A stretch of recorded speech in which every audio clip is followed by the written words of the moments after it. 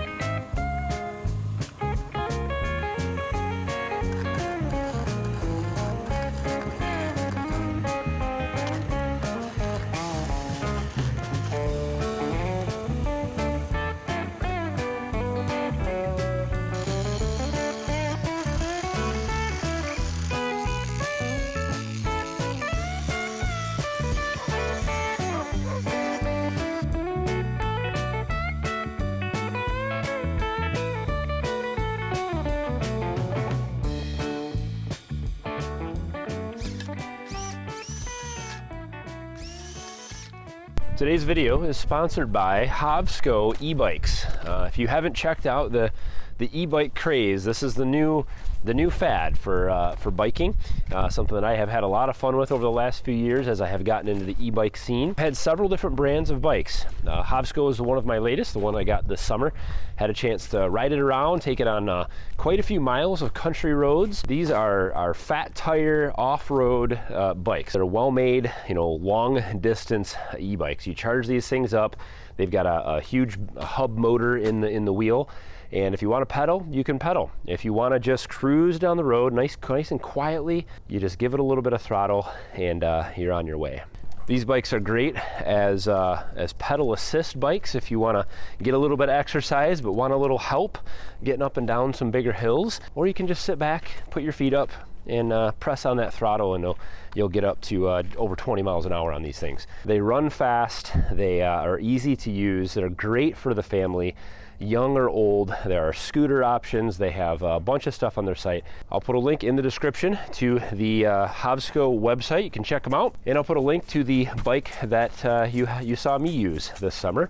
HovCity e-bikes. Go check them out, get on the roads, have some fun.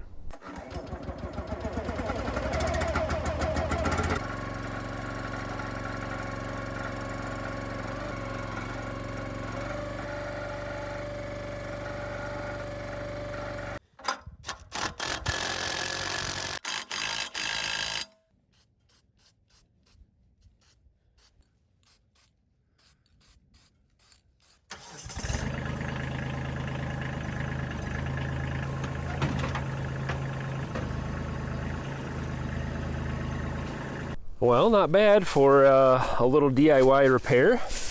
We got the hole all patched up with a little piece of steel and welded and grinded, and new bolt through there. And all I had was barbecue paint laying around. So it got some barbecue paint. It's gonna wear off here anyway, but I just figured while I had it out, I would touch it all up and just spray paint as much as possible just to keep rust off of things. And I put some down here on top of the stuff that's flaking away anyway.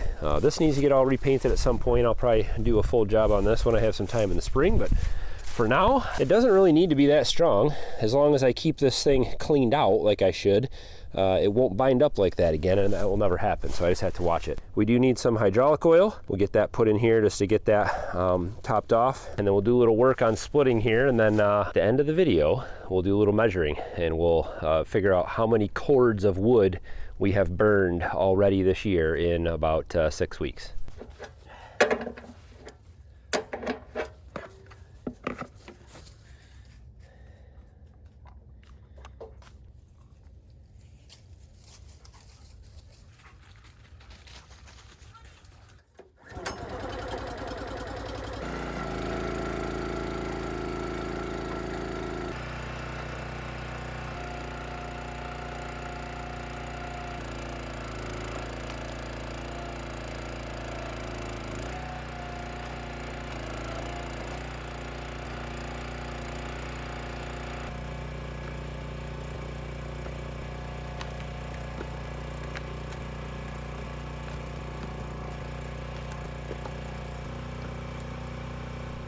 Oh, there's so much wood in here to split still. Lots and lots of wood. Lots of good wood and lots of awful wood. I hate splitting pine. It is so knotty and stringy and horrible to split. Man, I love splitting oak. You just feel it snap. It's just so tight grained, and as soon as that splitter hits just the nut, you know, the end of it right here, it just pops that whole thing open. And even through knots and stuff, oak is so much, and hickory, maple, all that, so much better. Well, the beast has been eating a lot of wood, but how much? We've had a few stacks between some trees here and a couple on the other side. So I'm gonna measure this out. I know the height of the stacks were about 5 feet tall, and then I'm gonna measure the length here, and they were about 16 to 18 inches.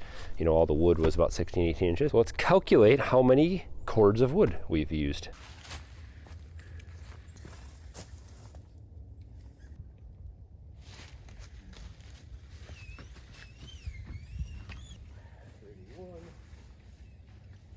So I had 45 linear feet of stacked wood, plus I had another small trailer full of pine that I burned on top of that, which was about, I'm gonna say, an 8-foot stack, so about a face cord. So 45 plus another 8 feet, we'll take it to 53 feet.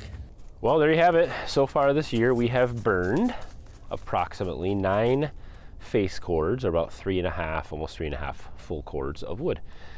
We started heating in the last week of October this year, and it is now the second week of December. So we have been heating for approximately 6 weeks, a little bit over 6 weeks. That's a little over a face cord per week. That's a lot of wood.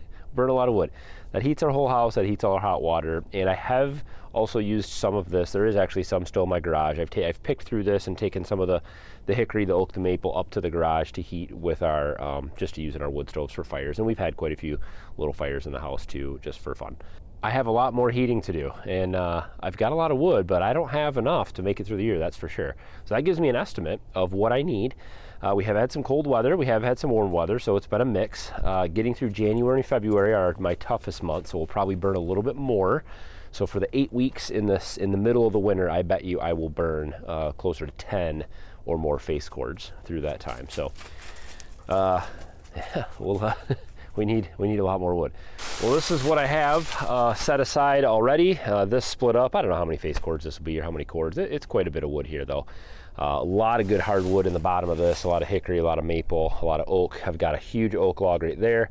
I got this stump to cut off. I've got a lot of oak to split. So I think I have plenty of wood here stacked behind me there. I've got dead trees all over the place. I've got lots of wood. But this is a tool that cannot be down. It cannot be broken.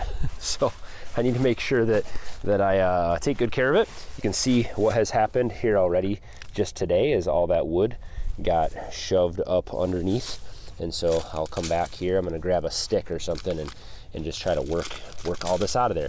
What will happen is, but we get cold weather, that's all moist. It'll freeze solid in there. And I think that's what happened with this, why that broke off or got worn out. So I'll have to keep an eye on that.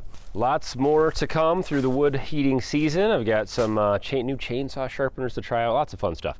Stick around for all that good fun coming up through our deepest, darkest, coldest months of the winter that are ahead of us here. I hope you guys enjoyed. Thumbs up on today's video. And as always, guys, thanks for watching. Have a good one.